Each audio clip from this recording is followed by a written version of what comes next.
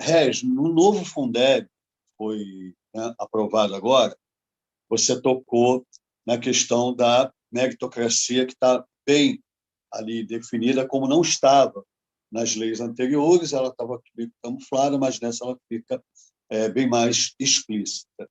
Eu participei, semana passada, de uma capacitação, entre aspas, da Undime, porque faço parte do Conselho Gestor do Fundeb, aqui no município de Casimiro de Abreu, do Rio de Janeiro, e uma das colocações feitas, né, por esse aparelho privado aí, de hegemonia burguesa, uma das colocações da Undime foi exatamente a questão de se fragilizar o processo de gestão democrática, uma vez que a própria gestão cai nesse recurso meritocrático que você colocou, mais recursos para municípios que têm o melhor desempenho, menos recursos para os municípios que têm o menos desempenho, e isso vai impactar direto na gestão da escola, já que esses recursos eles vão à escola, né?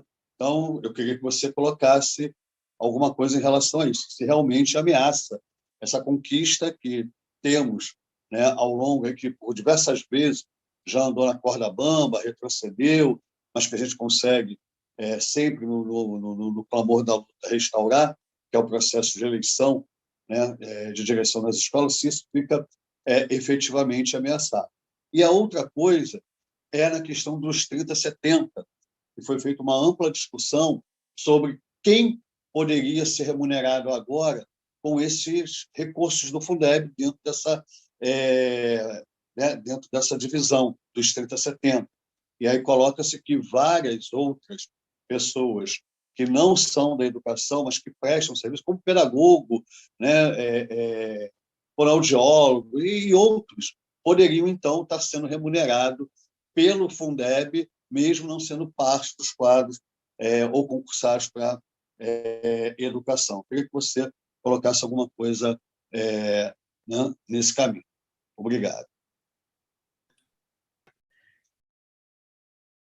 E aí, Davi, né, o elemento que se traz com esse novo Fundeb, eu repiso, para provocar, eu gosto de provocar, é esse elemento da democratização autocrática, que o financiamento público da educação guarda um papel essencial.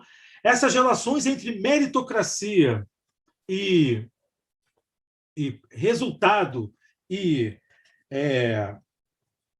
financiamento não podem ser pensadas em separado, são dois lados da mesma moeda. Financiamento e avaliação para os meritocratas são dois lados da mesma moeda, eles não pensam isso dissociados. E aí, nesse sentido, eles dizem que há uma expansão da democracia na escola pública. Mas a democratização autocrática da escola pública permite a gente falar de uma escola democrática, segundo a LDB, onde não tem eleição direta para diretor, vetada pelo STF. Permite a gente pensar, não, mas tem uma profusão de conselhos. Aí pensemos as quantidades de conselhos que existem e perpassam a educação pública. É conselho de educação, é conselho do Fundeb, é conselho escolar, é conselho de classe, é conselho fiscal, é conselho de alimentação, é o Conselho Nacional de Educação, é o conselho estadual, é conselho pra caramba. Conselho escolar, eu já falei, né? É conselho pra caramba. Qual é o estratagema? Muita participação,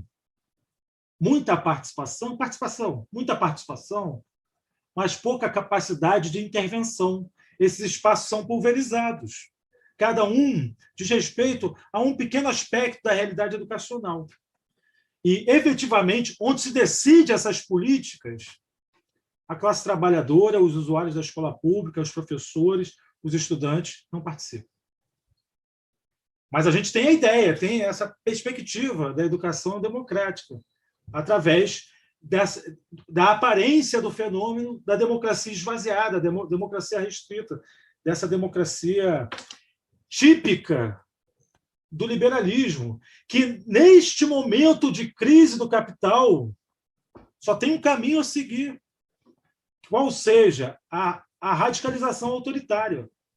Não tem muita escapatória. É a radicalização autoritária que se manifesta ante a crise da democracia e ante a crise orgânica do capitalismo. E aí entra a lei que fala que a equipe psicossocial também é contemplada pelo Fundeb, alargando os profissionais da educação.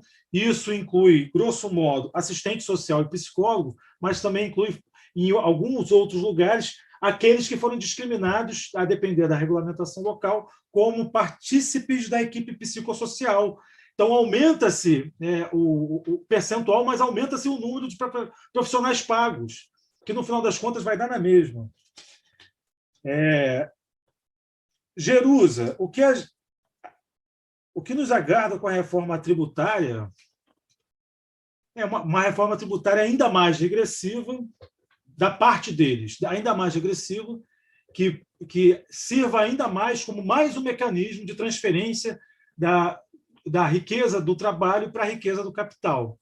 Então, vai se cobrar mais impostos das classes trabalhadoras para servir de mecanismo de transferência para as classes rentistas, porque é apenas assim, nesse momento, que o capitalismo tem condições mínimas de resolver a sua crise irresolvível. E, Juna, o que determina essas políticas sociais da educação são dois elementos. Primeiro, os interesses privatistas e os interesses rentistas, os interesses financeiros que perpassam todo o espectro da educação pública, desde o seu mais baixo nível até o seu mais extenso nível. A submissão desse aparato de inteligência a uma heteronomia cultural, portanto, o Brasil e o pesquisador brasileiro precisa introjetar a ideia e naturalizar a ideia de que ele produz nos limites do capitalismo dependente e nada além disso. E, fundamentalmente, e não menos importante, também a lógica do chamado ajuste fiscal, que foi o que efetivamente norteou e estimulou a criação de um fundo como o Fundeb, que lá a gente denunciava como extremamente retrógrado, e agora a gente celebra pequenas vitórias, não percebendo que, estruturalmente, atrás dessas pequenas vitórias, aguarda uma continuidade do subfinanciamento, uma continuidade da precarização do trabalho docente, uma continuidade das terceirizações, porque esses avanços precisam ocorrer na escola pública para que esse capital ampliado se reproduza. Queria, antes de tudo, agradecer as perguntas, tá? Que fomentam o debate. Muito já foi respondido pelos meus camaradas, eu não vou aqui me repetir, né? Porque eu acho que já foi contemplado. Eu pensei numa ordem, eu vou começar com a pergunta do Pascoal, que foi chamado aí de Jacó e Josué, mas acho que o seu nome é Pascoal, né? Foi o que eu entendi. Mas, Pascoal, sua pergunta é interessante, porque traz uma problemática que a gente precisa aprofundar, né? Você citando Marx, né? Que enfim, o motor da história é a luta de classes, e essa formulação clássica do manifesto também aparece no 18 Brumário, né? De outra forma. Mas, e aí você faz esse link, né? No debate do novo Fundeb, foi o conflito que determinou, e aí a sua pergunta é muito importante, porque eu acho que você toca num ponto fundamental para a discussão de políticas educacionais, né? A gente viveu, acredito que nós estamos vivendo, né, efeitos de um período de conciliação de classes, né, que gera uma confusão muito grande, né, para a vanguarda que está na luta por direitos educacionais, né, pela qualidade da educação, os sindicatos, os movimentos sociais, que é o fato de que partidos e figuras, né, que se autoproclamam como representantes da esquerda adotarem indiscriminadamente políticas ligadas à direita, né, políticas neoliberais, ou que o Laval chama adotarem a produção neoliberal de conhecimento, né, e pensando a escola como uma empresa, etc, etc. Vale lembrar, como exemplo, a gente tem inúmeros exemplos, o Marco já chamou atenção para alguns, o Eduardo também, mas eu sempre chamo a atenção para o Plano de Desenvolvimento e Educação no governo Lula, né, que teve como patrono aí o ministro da Educação, Haddad, que textualmente afirma que a agenda do Plano de Desenvolvimento da Educação, que institui o Fundeb, que institui o IDEB, dentre outras coisas, é a agenda do Todos pela Educação. Então, o partido que se diz dos trabalhadores acabou adotando a política do empresariado, a agenda empresarial para a educação. Então, me chama muita atenção, e aí transpondo isso para o debate do novo Fundeb, né? Quando a campanha nacional pelo direito à educação e o Todos pela Educação estão falando a mesma coisa, tem algo errado. Estão defendendo a mesma coisa, tem algo errado. Né? Pelo menos para nós que entendemos isso, né, e que eu compartilho essa concepção que você chamou a atenção, que, né, a luta de classe é o motor da história, o que há aí é uma grande conciliação de classes. Né? Então eu sempre fico muito impressionado quando surge esse debate, por exemplo, do novo Fundeb, que, né, tanto os representantes intelectuais orgânicos da campanha, quanto os intelectuais de Todos pela Educação praticamente concordam em tudo, tem algo errado aí, gente. Né? E eu acho que aí, compondo, né, com o que o Matheus falou, como ir para além da resistência, a primeira coisa é a gente entender quem são os nossos inimigos de classe. Onde eles estão. Né? O que eles falam, para a gente poder se contrapor a isso. Não dá para as lideranças, né, tanto políticos partidários quanto sindicais, defenderem a mesma coisa que o Todos pela Educação defende. Não dá mais. A gente precisa entender isso, senão a gente não vai conseguir, né, se posicionar para além da resistência, que é o que o Matheus colocou, né, que eu acho que isso também está incluído na colocação do Pascoal. Né, a gente fica só resistindo e muitas vezes adotando, né, uma concepção de política, tanto de financiamento como de currículo, de tudo, que é a política do empresariado. E a gente defendendo isso. Né? E as lideranças que se dizem de esquerda no Congresso Nacional também defendem a mesma coisa. Né? Então é preciso, a gente está pagando um preço caro por isso, né?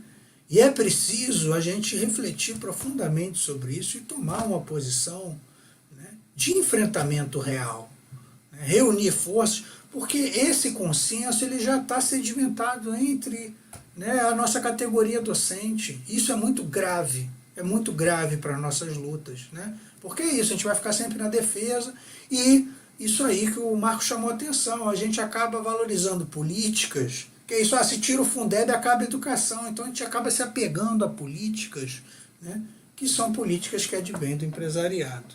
Tá? Então, eu acho que é nesse sentido aí que a gente pode pensar, né, a necessidade, portanto, de uma retomada de luta efetiva, né, com proposições dos trabalhadores em confronto com o que o empresário está pensando. A gente não pode ter os mesmos interesses, não é possível. Então pega o livro do Marx e joga fora. Pega o Gramsci e joga fora. Não tem correlação de forças, não tem forças em disputa, é todo mundo junto. Né? É o que o professor André Marques chama esquerda para o capital, direita para o social. Seguindo aí, o Davi perguntou, né? Aliás, Davi, tive na sua terra Casimiro de Abreu recentemente, a saudação a Casimiro de Abreu. Bom, o Marcos já respondeu 70%, amplia mesmo, né? Eu não coloquei isso, mas amplia para a princípio assistente social, psicólogo, mas eu acredito que, né, o Marcos já definiu, isso pode abranger outras categorias, então é a mesma coisa da ampliação de Fundeb para Fundeb, né? Você amplia, fala assim, nossa, muito bom, mas você amplia também quantidade de pagamento, né? De quem vai ser pago, quem vai ser beneficiado. Então, acaba virando uma pegadinha. E aí você chama atenção para outro ponto, né, do Undime. Aliás, o Undime tem que ter muito cuidado, tem dinheiro do Banco Mundial na Undime, né? E eu já tive uma reunião no Conselho Nacional de Educação, e que o representante da Undime, assim, é um privatista mor, né? E aí você fala da gestão democrática e gestão gerencial, né? Como a gestão democrática vem sendo substituída pela gestão gerencial, eu volto ao Christian Laval, né? A ideia de que a escola é uma empresa, dentro da lógica de produção neoliberal do conhecimento e da educação, né? Então, todas as conquistas e as possibilidades abertas, né, pela gestão democrática, elas acabam subsumidas à lógica empresarial de metas e a cultura da performance, que eu chamei a atenção, né, que é também uma expressão do Laval. Né. Então, a ideia de que o gestor tem que ser um líder, né, isso aparece nos cursos da Fundação Lehman, né, que o gestor ele precisa gerir a escola como uma empresa a partir de uma lógica de metas. Né. Então, voltando ao que eu falei, né, não se entende a natureza da despesa educacional e a natureza específica da gestão educacional. A escola não é uma empresa. Né? E o que se faz com o avanço dessa lógica de mercado em direção à gestão escolar, à prática docente, ao currículo, é encapsular todos os direitos, é esterilizar todos os direitos, né, que foram a duras penas conquistados pela luta dos trabalhadores. Então, você tem razão. A segunda pergunta da reforma tributária, eu infelizmente não saberia lhe responder. O que me chama a atenção é a atual reforma, né, do teto de gasto, que vai ter que congelar salário.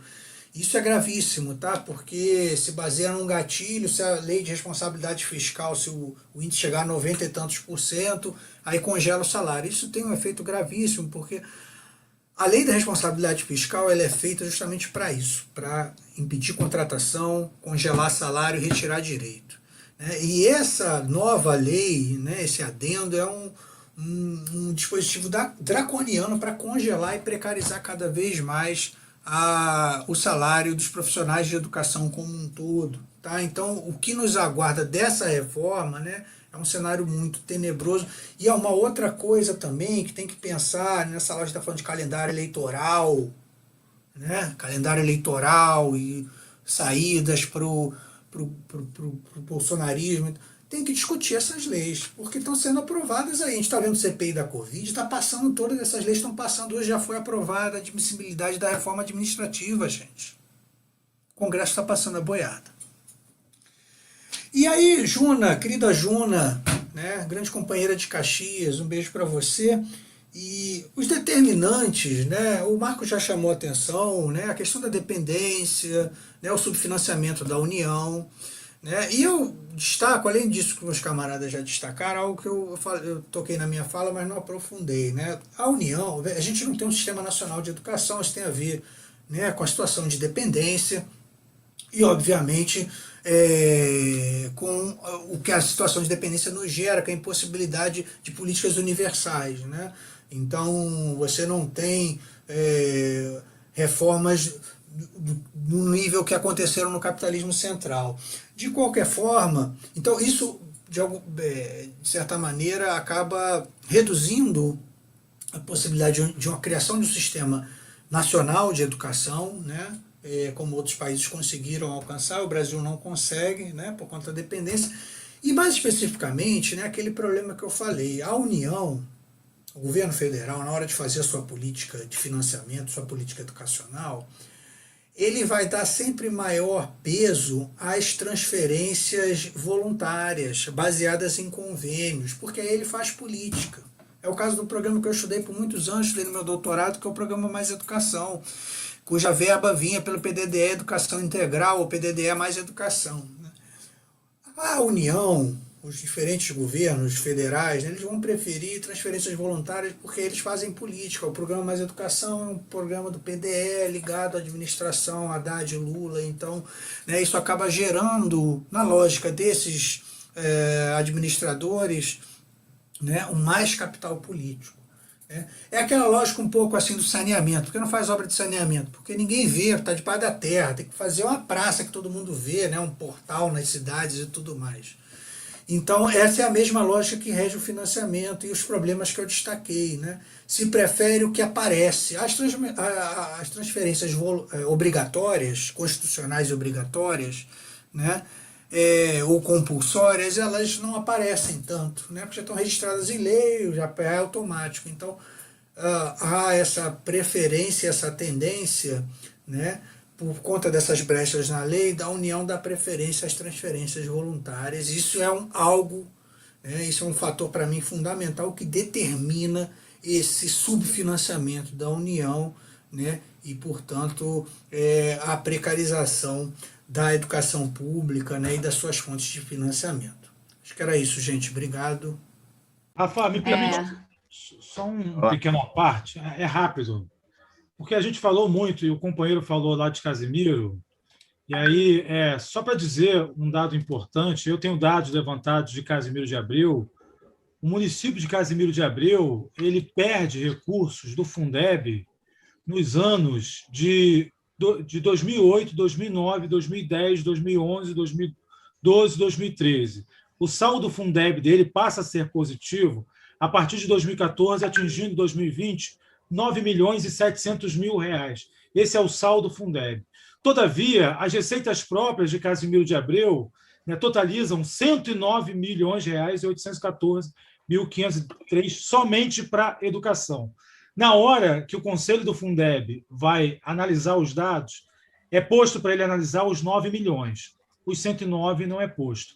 Aí é fácil gastar 90% dos recursos da educação no Fundeb, dizendo que está cumprindo todas as normas, quando se mantém uma caixa preta através das receitas próprias. É fundamental avançarmos sobre essas receitas.